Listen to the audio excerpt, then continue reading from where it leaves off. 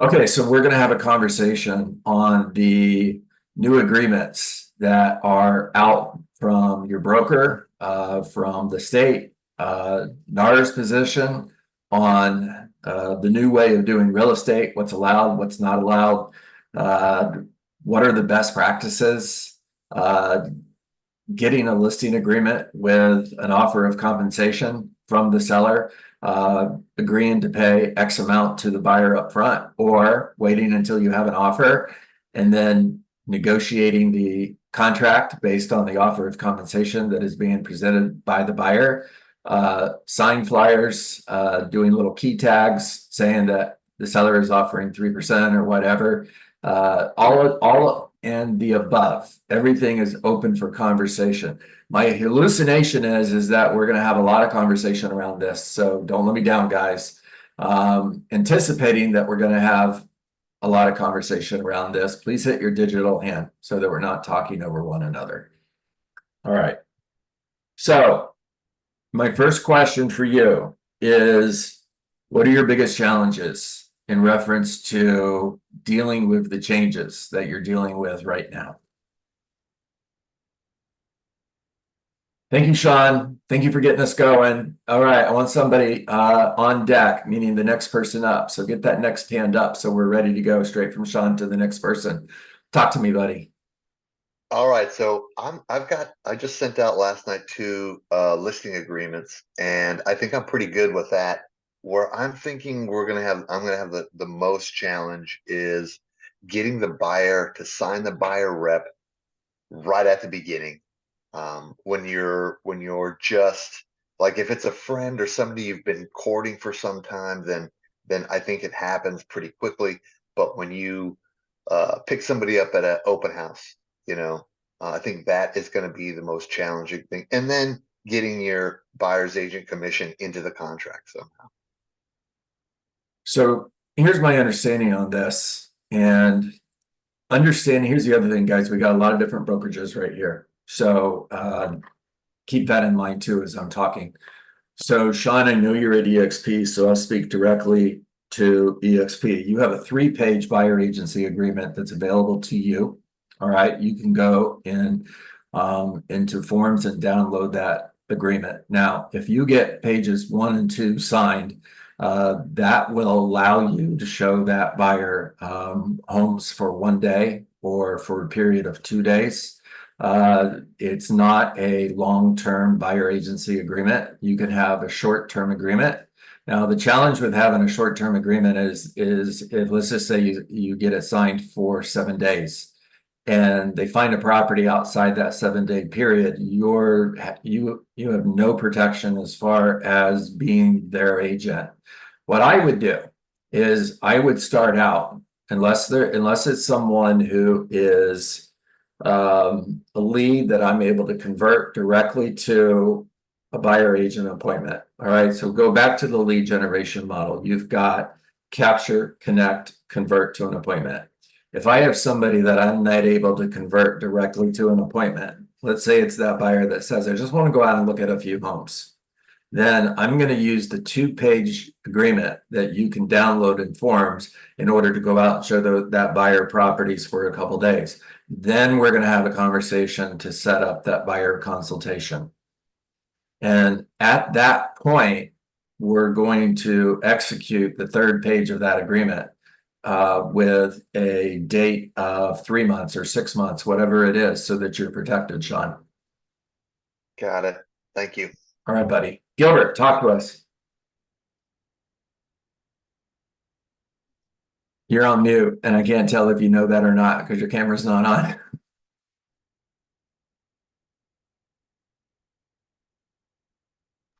Hey, can you hear me? No, I got you, buddy. Okay, sorry. So I feel pretty comfortable with the listing presentation and letting the sellers know the importance of paying the buy side. And I'm also comfortable with the buyer rep agreement. I've always done buyer rep agreement since day one. And but when you use the word scared, I'm scared and worried about is when we're representing a buyer, there's a seller that's not paying the 30% when we're in a multiple offer situation, and we have a fiduciary to look out for our clients' best interests, but we're trying to get them the best price of the home, but at the same time, there's no mistake that part of our commission is going to be involved with whether or not they win that home.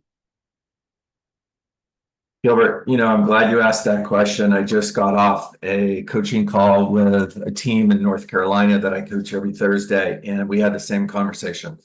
So think back to 2021 when there were multiple offers on properties and buyers were waiving home inspections. They were waiving appraisals. They were doing anything and everything they could in order to win the offer. So if you're in a multiple offer situation, it's my job as the agent who's representing that buyer to make sure that they're aware of what it's going to take in order to win the contract. There's going to be multiple offers. Everything is a part of the agreement. Everything is negotiable, including the commission. So I'm going to submit an offer with an offer of compensation, knowing that there's multiple offers. Now I can submit that offer with an offer of compensation, asking for 3% to the buyer's agent, for example, right? Being paid, make sure you heard for example, right? I don't want to get myself in trouble here. For example, that there's 3% being offered to the buyer's agent in the form of a concession being paid directly to the buyer's broker. That's really important in my opinion, okay? And I know not everybody agrees with that, but I'm going to stand on broker to broker compensation is going to end up putting you in trouble. If it doesn't put you in trouble with NAR, it'll put you in trouble with the Department of Justice.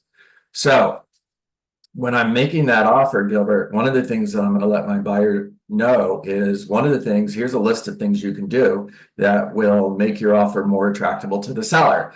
And one of those things is compensation. So and we've already had this conversation because we had a buyer consultation with them, and part of that conversation was how much money I get paid. Now, my job is to get that money from the seller, so it's not coming from you, Mr. and Mrs. Buyer. But however, in this situation with multiple offers, one of the things that we can do is we can submit an offer with no compensation being paid directly to the buyer's agent broker, basically saying that you'll cover that fee. And that's one of the things that you can do to be more competitive in a multiple offer situation. Got it. Yeah, that's great. One of the things that got me thinking about this is there's a realtor in the Austin metro area that they've been practicing for several months where they put buyer compensation $1. And in the notes, they say, hey, part of your offer is your compensation as well. Man, your signal's breaking up a little bit. I don't know if anybody else got that. I hate to ask you this, but can you repeat that? Yeah, can you hear me now? Yeah. Is that better? Yeah. Yeah. So thing that got me thinking about this was there's a real estate team in Austin that they've been practicing this for several months. Is in their listings they put buyer compensation $1, and in the notes they say, submit whatever you want within your offer for your compensation. Okay, I got that. All right. So in the notes it says buyer compensation is, did you say $1? Did I hear that right? On the MLS field. Yeah. That will no longer be available. Currently they put $1. Yes. All right, you're breaking up again. All right, here's my position on this.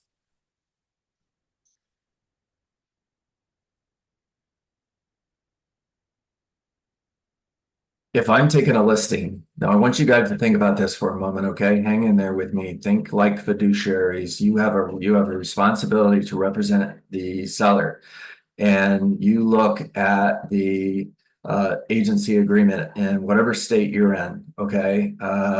And you're going to make sure that you are representing that seller based on that agency agreement. So when I'm taking a listing, my personal opinion, everybody, I am not including an offer of compensation in that listing. I am not putting anything in writing up front as to the amount of money that the seller is going to compensate a seller. Now, I'm going to have a conversation with my seller, and we're going to have an agreement that the seller understands that my job is to get you the highest price in the shortest period of time with the best terms. Now, part of best terms is compensation. So if I'm able to get that seller under contract with the buyer, paying the buyer's agent, aren't I helping my seller net more money? Well, yeah, I am. Versus if I have a conversation with them up front and I say, okay, the best thing for us to do is to make an offer of compensation to the buyer's agent. And we can't put it in the MLS anymore, but we could put a flyer on, we could put a sign writer on your sign, or we could put this, on my website or social media or wherever, all the different places. Okay. NAR actually put out this list of things that you should do and could do. My opinion on that is contact the DOJ and ask them how they feel about that list. All right, now I'm not going to have any kind of offer of compensation to the buyer's agent up front. When a buyer contacts me and asks what's the seller offering, present your offer with an offer of compensation. Ask for whatever you feel you're worth. Everything is negotiable. Now it's up to the buyer's agent representing that buyer as a fiduciary in order to get that buyer the best price with the best terms. Now, part of the best terms for that buyer would be and could be having the seller pay the buyer agent broker so that it's not coming out of the pocket of the buyer. That's fine. And then they can make an offer. Let's say they're asking for an offer of compensation of 2.5%. By the way, it could be 5%. There's nothing in writing that says how much money the buyer's agent is going to be paid. If you're submitting an offer on a property that's been on the market for 180 days and it hasn't sold, and you know that you've got the best offer they've gotten in the last 6 months, and you know this is going to get to the closing table, and that seller has an option. They can either accept your offer or still be in their home 3 months from now. You can ask for 5%, ask for 6%, ask for whatever you think you're worth. It's between you and the seller. You are negotiating directly with the seller as that buyer's agent. Ask for whatever fee you feel you're worth. Long-winded, sorry. Now, to that point, John, can I ask a question? Yeah. So you've had your conversation with your buyer where you're putting in some sort of number in that buyer's agent compensation agreement, right? That's right. That's right. All the time. So in that very situation, if you have 3% in there and you go negotiate 5, 6, 7%, whatever to that, do you then have another conversation where you're going to your buyer to say, hey, we need to amend ours? Because my understanding is you can't get more at closing or on the settlement statement than you've agreed with your buyer. All right. So this is a good conversation. When we first started having these conversations a couple of months ago, it was the opinion that whatever you wrote in that buyer agency agreement could not be negotiated up. It could be negotiated down, but it could not be negotiated up. It is the opinion now, based on who you speak to, and when I say who, I'm talking about state brokerage, the state, the Board of Realtors, your local broker, that fee can be changed, that you can make the change and how much is compensation is being received by you. I think I understand that, but I'm like, what does it look like to you to have a conversation where you're like, hey, Mr. Buyer, I was able to negotiate an additional 2%, 3% from the seller, lets them in my listing. Like, as a devil's advocate, as a buyer, I'd be like, well, let's chop that up and you like save some money on the sales price. Like, why am I paying more for you? It's like, I guess there's like a limit to where the buyer would be okay with that. Right. Hey, John, can I jump in real quick? Go for it, Brian. I think it has to do with the conversations you have up front with them and preparing them that, hey, there are some listings in this market right now that are trying to get more people through the door and get their home sold. And in that scenario, they may be offering me a bonus. I want to let you know today, I'm not asking you or requiring you to sign an agreement that says you're going to pay me 4 or 5%, but just know that we have a handshake agreement in good faith that we're going to amend this agreement if that's what they're offering and you get the price you want. Yeah, I'm glad I'm recording this. So everybody, I would write down what Brian said. That's a great response. Dave, here's something else. So to that buyer, you're getting the property at, I was able to help to negotiate the price at 90% of the asking price. So you're saving 10% on the asking price. That's the deal you're getting because the home has been on the market as long as it is and it's opportunity. So it's 700,000 asking price. We got $70,000 off the asking price. That's a huge savings to you. So that's your savings. Hey, John, can you hear me? This is Gilbert. Gilbert, talk to me. So I wanted to add also, that conversation, letting buyers know that the seller may be paying more. I do a lot of builder business, and there certainly are a lot of builders paying bonuses. That's right. And so, like just last week, I put a contract, a builder contract, and they're paying 4%. And I had already prepped my client, so when we went our contract, it was very easy for me to say, hey, they're paying a bonus. I have to be, transparent and have this signed. And she was cool, no problem. What I want to add is someone in the call last week mentioned that their conversation with the buyers in the event the builders pay more, they'll take it as a buyer's agent or they'll split it. Now, a lot of builders, and this one particularly, had verbiage that specifically states brokers are not able to share that with their clients. So be careful with that expectation. Yeah. Okay, Gilbert, that's really good stuff. Thanks for sharing that. Sean, talk to us. Brian kind of took what I was going to say, but I had a little bit different take on it. And it's basically that, hey, are we going to look, Mr. Buyer, are we going to look at new builds? Yes. Some of these new builds are going to offer 5 and 6%.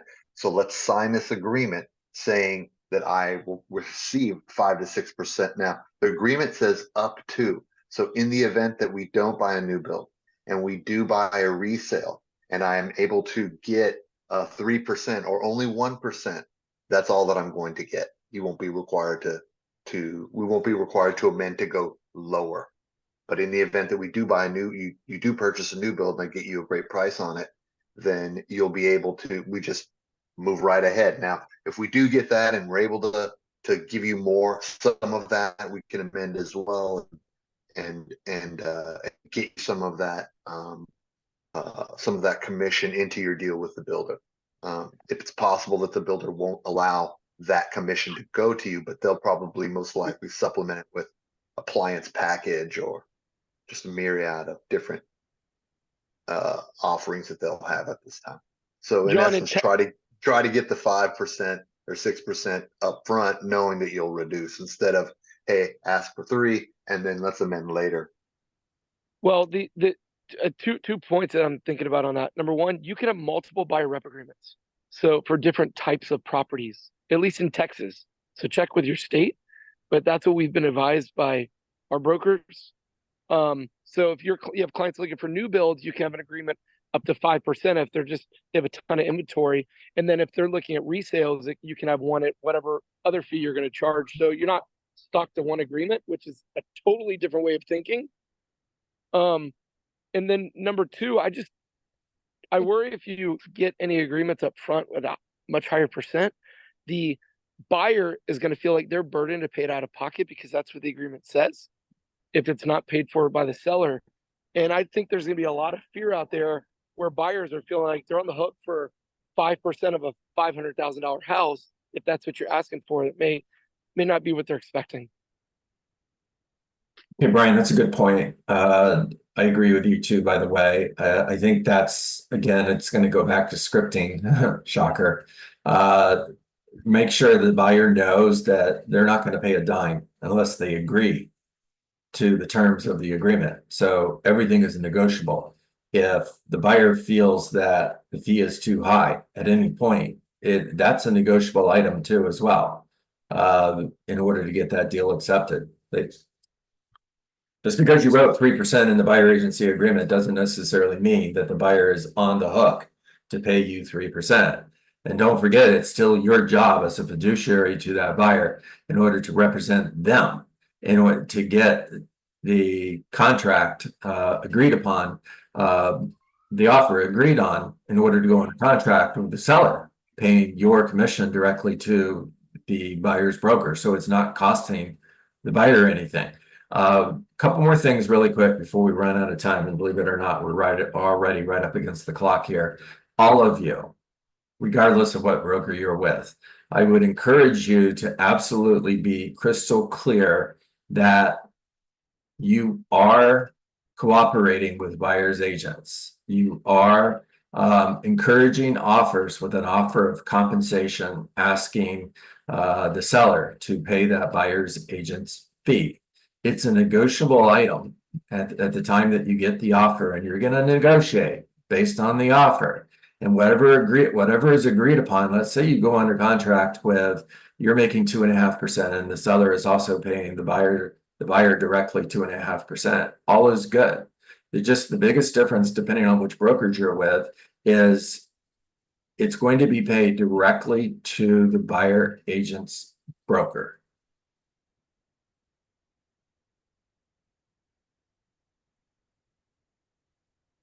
Everybody good? You guys got quiet for a moment. Yes. All right. Yes. All right. I'm just trying to get some clarity out there. Part of this comes from a lot of misinformation that is being shared on social media, a lot of misinformation that is being shared within brokerages that is very damaging. So I think that, personally, I feel like I have a responsibility to stand up and speak the truth and make sure that we have clarity around this. We're going to go over time. Shannon, did I see your hand go up? Yeah, the last thing that you just said, I just want to make sure I'm clear. When you said the seller, did you say the seller is going to pay the broker? Yeah, so if the seller agrees to pay, you're the buyer's agent, Shannon. I have a Yeah. listing, okay, and the seller agrees to pay you 3%. What's going to happen is the seller is paying 3% directly to your broker. They're not adding your 3% to the 3%. The listing agent is paying 6% to the listing broker, and then the listing broker is paying your broker 3%. That's broker to broker compensation. Got it. There's Thank you. brokerages that are allowing that and encouraging it. That's just fine. I'm not here to say they're wrong. What I'm here to say is, if you're with EXP, the position at EXP is they feel that is putting you in harm's way for future lawsuits and having trouble with the Department of Justice. So it's simple fix. No broker to broker compensation. Yeah. Doesn't mean that buyer's agent isn't getting paid. It doesn't mean they're not getting paid from the seller. It's really black and white. And it's actually very, very simple too. So being new, I will say this, like none of this really freaks me out because I am new and it makes sense to me. But living in it and breathing it for years, I see where people are like, whoa, what's going on? But as a new person, to me, this is logical. Yeah. So I guess I'm lucky in that sense. Yeah. Yeah. Well, I hope you guys got value today. Okay. This will be on our Survive to Thrive Facebook page. So you will be able to watch the video. We will come back and talk about this again, by the way. Dave put in the chat Brian's response, by the way. So before we close here, if anybody wants to go in and copy and paste, you have it. Dave, that's awesome stuff, by the way. So thank you for doing that. That's that Otter AI that you allow in here. So appreciate that. Yeah, that's right. So thank God for the computers. Those artificial people, right. we appreciate them. Vivian is requesting meeting summary with AI companion. Okay, Vivian, you got it. I just learned something. I didn't even know you. I'm just going to copy and paste whatever. How the heck did you do that? There must be a button you pushed. Yeah, there's a button. I don't know how to get to it, but I'll figure it out. That's absolutely nuts. If you have trouble with it, because I think there's a couple people in here, but you can message me and I'll send it to whoever. Oh, It's just I'm looking for the chat box and I'm like, where's the chat box? Oh, this. Gotcha. Well, appreciate you, John. Thanks for all you do. If hopefully I didn't cross any lines or step on any toes, but if I did, okay. Show up tomorrow. I'll win you back, I promise. Make it a great day, everybody. I'll take Bye, care. y'all. See you tomorrow. Bye. Bye-bye.